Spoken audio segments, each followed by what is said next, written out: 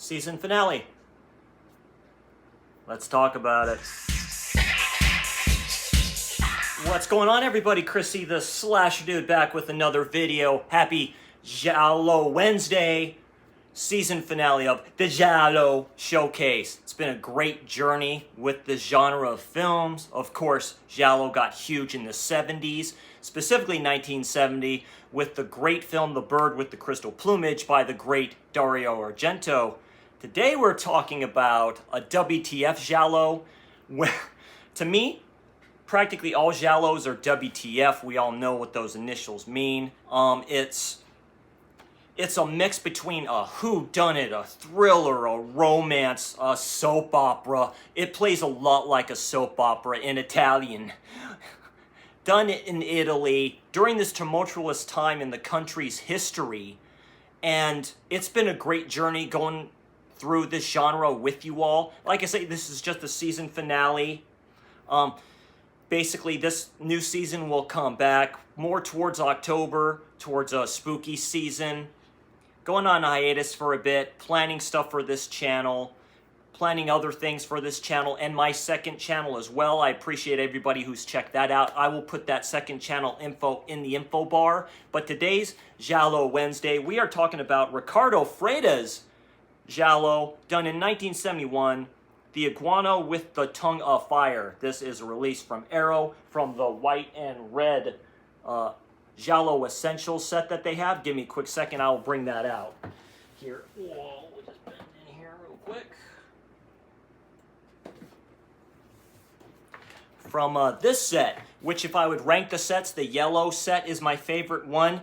This might be my third favorite. I do like the black set a lot as well. Or not the black set.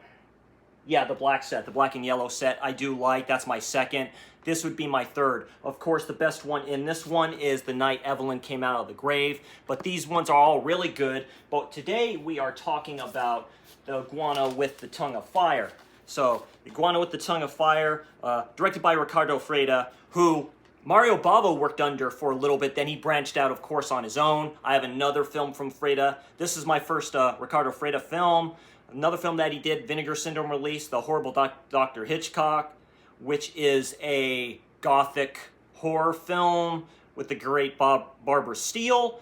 This one has the late, great Luigi Pistilli as Detective John Norton, Dagmar Lysander as Helen, and Anton Driffring as Ambassador Sebeski, and the woman, I forget her name, who plays his wife, very good actress as well. Real quick with Luigi Pistilli, such a great actor. He's the Italian version to me of James Caan. He has that look, he has the hair. Riccardo Freda did not like this film whatsoever. He wanted to get Roger Moore, that's right, James Bond. He wanted to get James Bond to do this. And obviously that never happened, so we got Luigi Pistilli.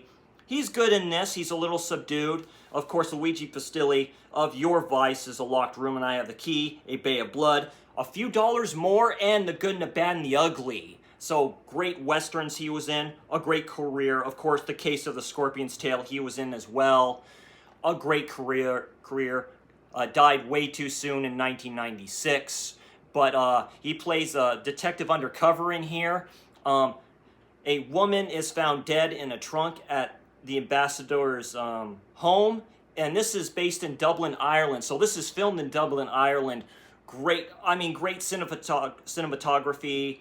It's a great all-around film. It looks great.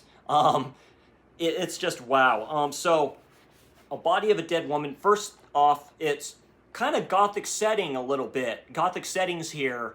So you can see Freda's influence in this stuff too, as well as Bava's influences, of course. These directors, they kind of had that way of doing gothic films, in my opinion. And so she's found in a trunk.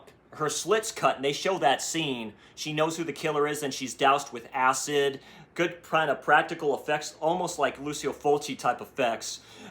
Kind of melts her face, and then it shows the razor just going right across her throat. And all bloody and all this stuff. And she's found, like, in a bag, in a trunk. A child finds her in a trunk, and then that's where it starts. and it seems like the good ambassador played this guy right here, played by Anton Diffring, is a little shady SOB. He's having an affairs left and right on his wife with a bunch of different women. Another one, and who he's paying money off, who he's paying off to keep their mouths shut, basically. And then another woman is found dead in this this pub and stuff like that, done the same way. You find out Pistilli's character of John is undercover because the police chief is going through different methods to try to find out who this killer is.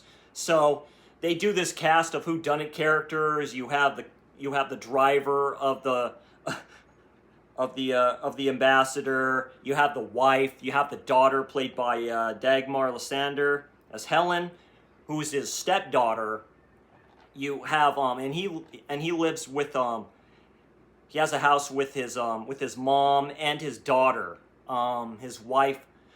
His wife tragically dies in this film and stuff like that. And it shows this scene of what happened. He had a traumatic experience, try to get this information out from this one dude who ends up killing himself right in front of him. And they do this really bad. You can tell it's kind of cost-cutting, but it's hilariously good. He's trying to reach for the gun, and then he just stops real quick.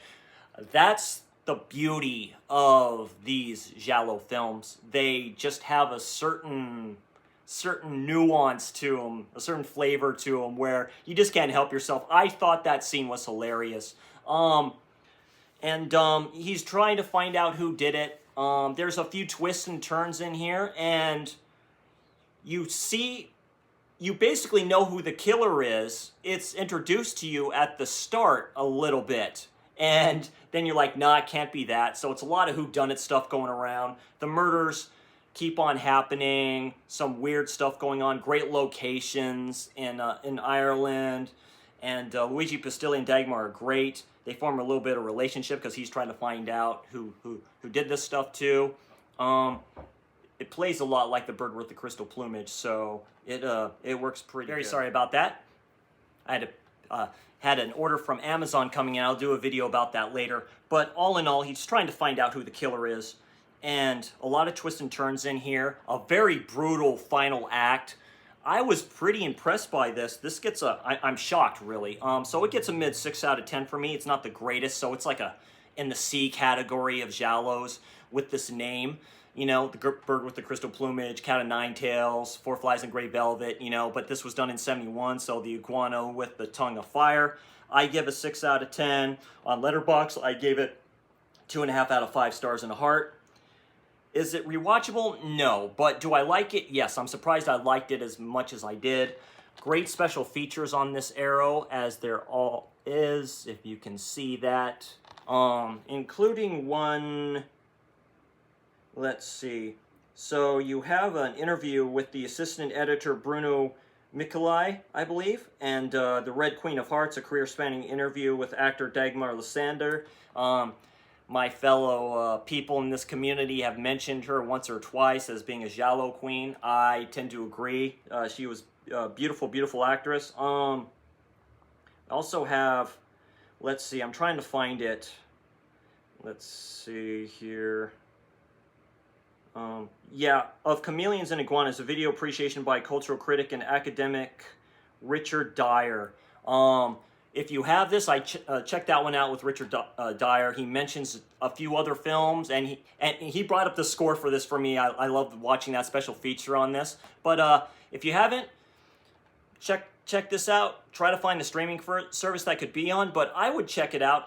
I like it. It's a WTF Giallo to me. I love this type of Giallo, really, where it kind of makes you like scratch your head a bit. You're like, dude, what the hell is going on? It's a fun one. I like it a lot. Rest in peace to the great Luigi Pistilli. And yeah, I'm Chris E, the Slasher Dude. This is the season finale of Giallo Showcase. Thank you all so much for your love, support. If you can, slash the like, sleeping bag, kill the subscribe. I will put Subjective Perspective Collective's channel link in the info bar. They talk about this one. Dirk and Darren, awesome channel. Check those dudes out. If you want stuff about Giallo and stuff, those are the gents to go to. And I will put a link to my second channel as well in the info bar. I am Chris C, the Slasher Dude. You all have a great Giallo Showcase Wednesday. And I will see you all in the future in the next one. Take care.